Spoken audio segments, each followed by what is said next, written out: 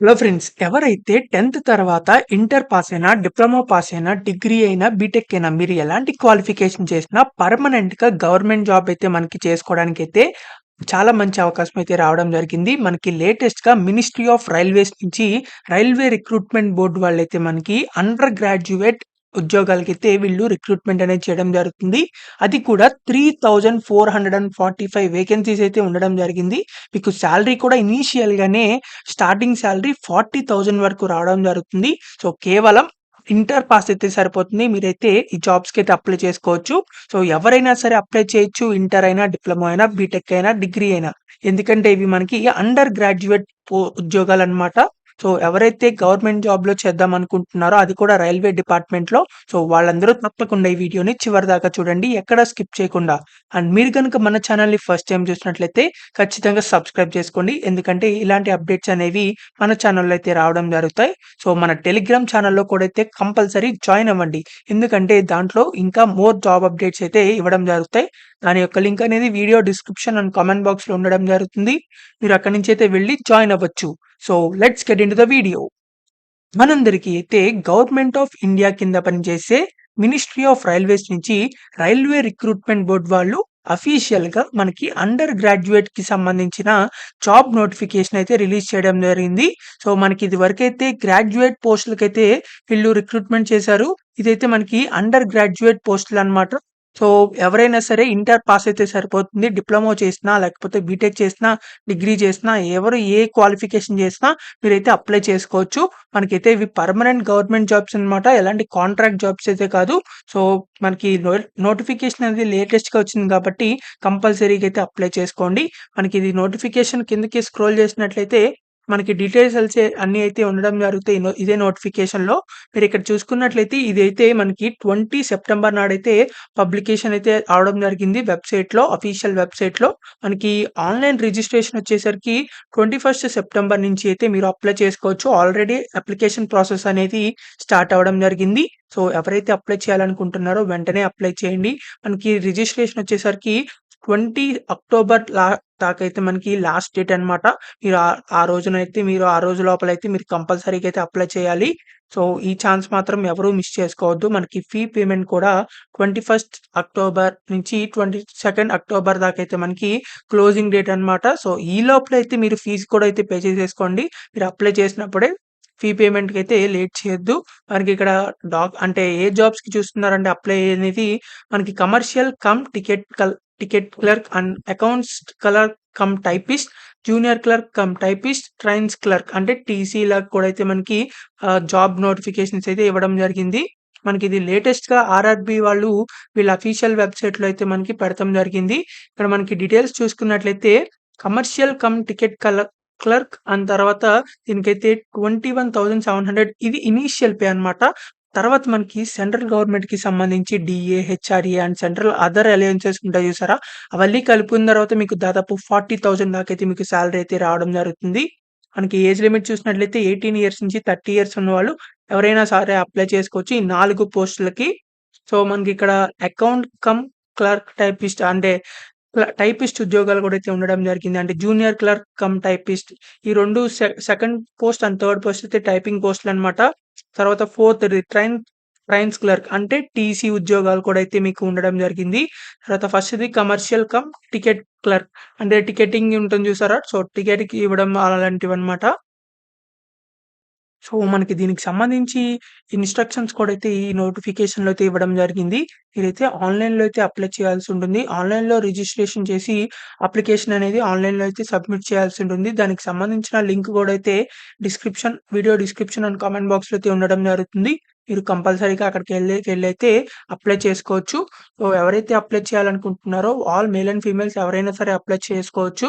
ఎందుకంటే ఇవి మనకి పర్మనెంట్ గవర్నమెంట్ జాబ్స్ కాబట్టి మనకి వీటికి సంబంధించి అప్లై చేసేప్పుడైతే మీరు phone number and email ID అయితే కరెక్ట్‌గా అయితే ఇవ్వండి. ఎందుకంటే అన్ని అప్డేట్స్ అనేవి మీకు కాల్ లెటర్స్ కూడా వాటికైతే మీరు సెండ్ చేయడం జరుగుతుంది వాళ్ళు.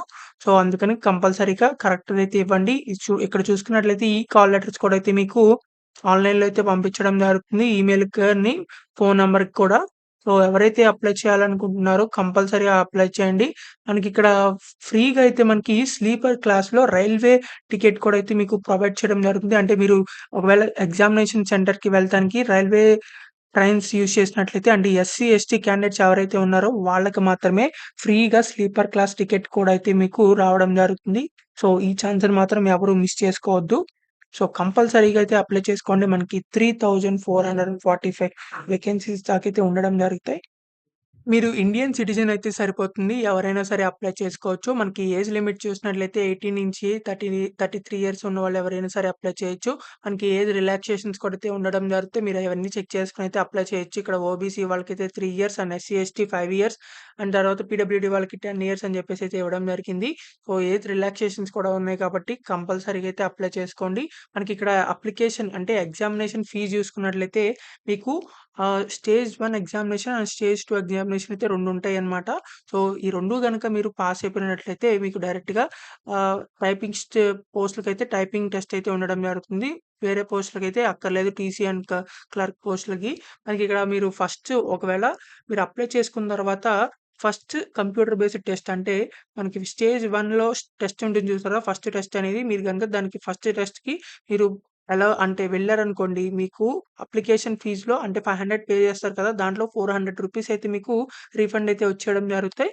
సో, ఎవరైతే female candidates, PWD candidates, SC, ST candidates ఎవరైతే ఉంటారో వాళ్ళు అయితే కేవలం రూ. 250 పే చేస్తే సరిపోతుంది. మీకు రూ. 250 పే చేసిన తర్వాత మీరు గనుక కంప్యూటర్ బేస్డ్ టెస్ట్ అంటే ఫస్ట్ టెస్ట్ గనుక మీరు అటెండ్ అయితే సరిపోతుంది. అటెండ్ అయితే మీకు ఆ రూ. 250 కూడా అయితే మీకు బ్యాంక్‌లో అయితే రీఫండ్ అయితే అయిపోవడం జరుగుతుంది.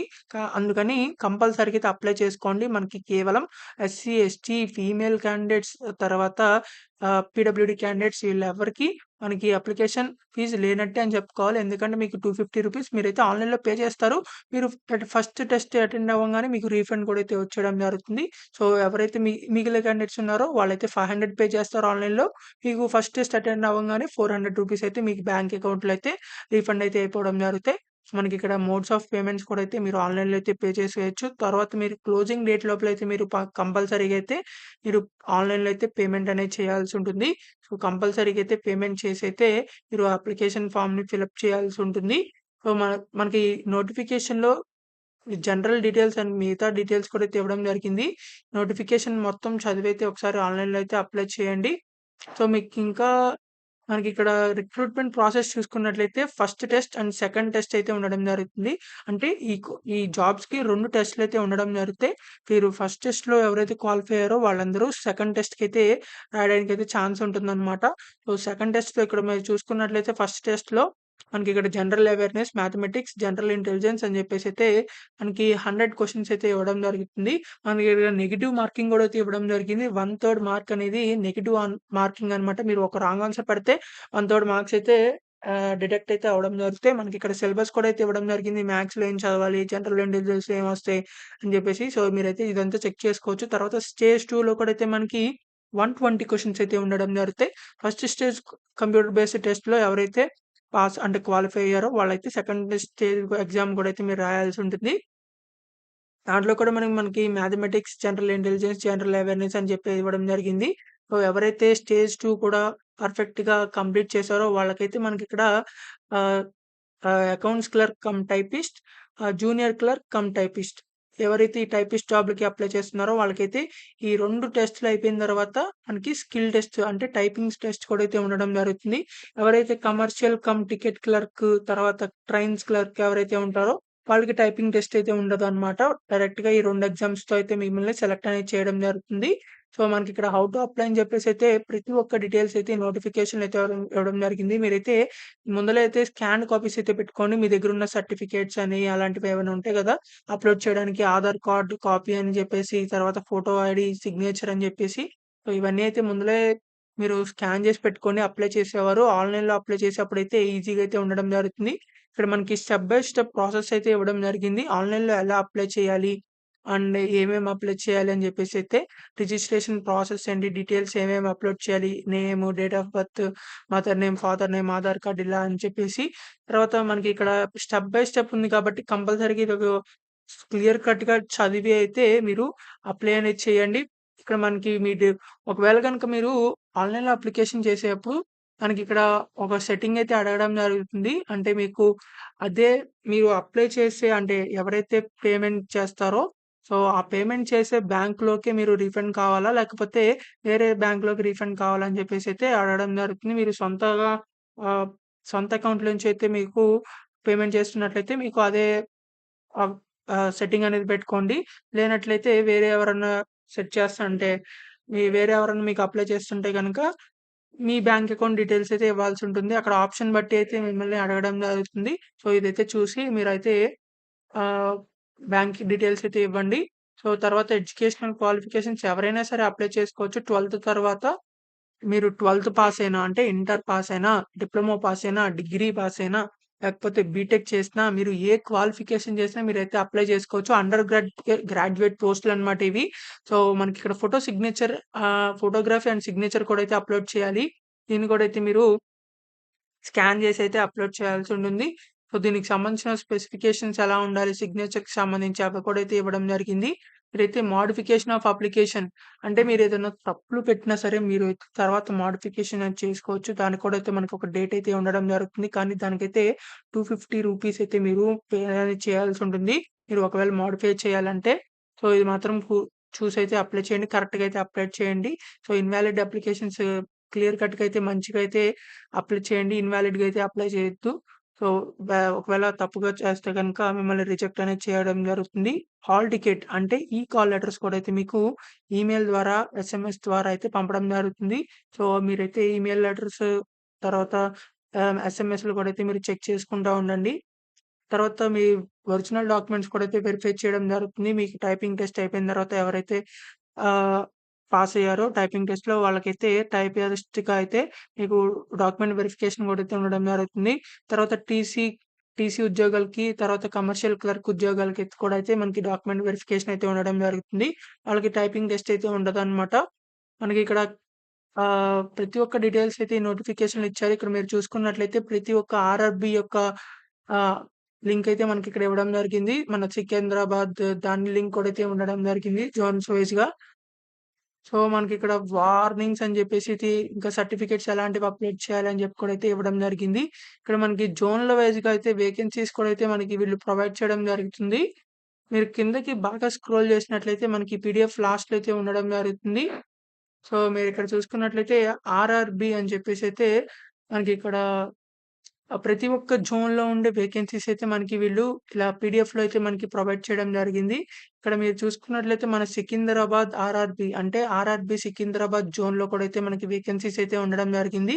Commercial come ticket clerk, account clerk, junior clerk ఇలా అయితే మనకి వేకెన్సీస్ కూడా అయితే ఉండడం జరిగింది. అది కూడా ప్రతి ఒక్క కేటగిరీలో మీరైతే తప్పకుండా చూసైతే అప్లై చేసుకోండి. సో, ఇలా మనకి డిఫరెంట్ టైప్స్ ఆఫ్ జోన్స్‌లో కూడా అయితే మనకి వేకెన్సీస్ అయితే ఉండడం జరిగింది. మీరు ఏ జోన్‌కైనా సరే అప్లై చేయొచ్చు కంపల్సరీగా. ఎవరైతే అప్లై చేయాలనుకుంటున్నారో వాళ్ళందరూ కంపల్సరీగా ఆన్‌లైన్‌లో అయితే అప్లై చేయండి. బిఫోర్ లాస్ట్ డేట్ అనమాట. మనకిక్కడ లాస్ట్ డేట్ చూసుకున్నట్లయితే online application closing date 20 October అని చెప్పేసి అయితే ఇవ్వడం జరిగింది. కంపల్సరీగా ఈ డేట్ లోపలైతే మీరు కంపల్సరీగా అయితే అప్లై చేయండి. సో, మీకింకా ఎలాంటి డౌట్స్ ఉన్నా సరే కామెంట్ బాక్స్‌లో కామెంట్ చేయండి. ఖచ్చితంగా రిప్లై అయితే ఇవ్వడం జరుగుతుంది. అండ్ ఈ వీడియోని మాత్రం ప్రతి ఒక్క మీ ఫ్రెండ్స్‌కి అండ్ మీ ఫ్యామిలీ మెంబర్స్‌కి కూడా అయితే షేర్ చేయండి. చాలా మందికైతే యూజ్ అవ్వడం జరుగుతుంది. సో, ఫ్యామిలీ రిలేటెడ్ గ్రూప్స్‌లో కూడా షేర్ చేసినట్లయితే వాళ్ళ పిల్లలు కూడా అయితే ఉండడం జరుగుతుంది. అండ్ తర్వాత మీ ఫ్రెండ్స్‌కి కూడా అయితే బాగా యూజ్ అవ్వడం జరుగుతుంది. మనకి సెంట్రల్ గవర్నమెంట్‌కి సంబంధించిన రైల్వే డిపార్ట్‌మెంట్‌లో అయితే మనకి అండర్ గ్రాడ్యుయేట్ పోస్టులకైతే వీళ్ళు రిక్రూట్‌మెంట్ చేయడం జరుగుతుంది కాబట్టి తప్పకుండా అయితే అప్లై చేసుకోండి. ఎవరైతే గవర్నమెంట్ జాబ్ చేద్దాం అనుకుంటున్నారో. సో, మీకు ఒకవేళ వేరే జోన్‌లో వచ్చినా సరే మనకి మీరు కొన్ని ఇయర్స్ వర్క్ చేసిన తర్వాత మీకు ట్రాన్స్‌ఫర్ కూడా అయితే చేసుకోవచ్చు. ఎందుకంటే ఇవి మనకి సెంట్రల్ గవర్నమెంట్‌కి సంబంధించిన జాబ్స్ కాబట్టి. సో, కంపల్సరీగా అయితే అప్లై చేసుకోవడానికైతే ట్రై చేయండి. So, thank you for watching this video. Thank you.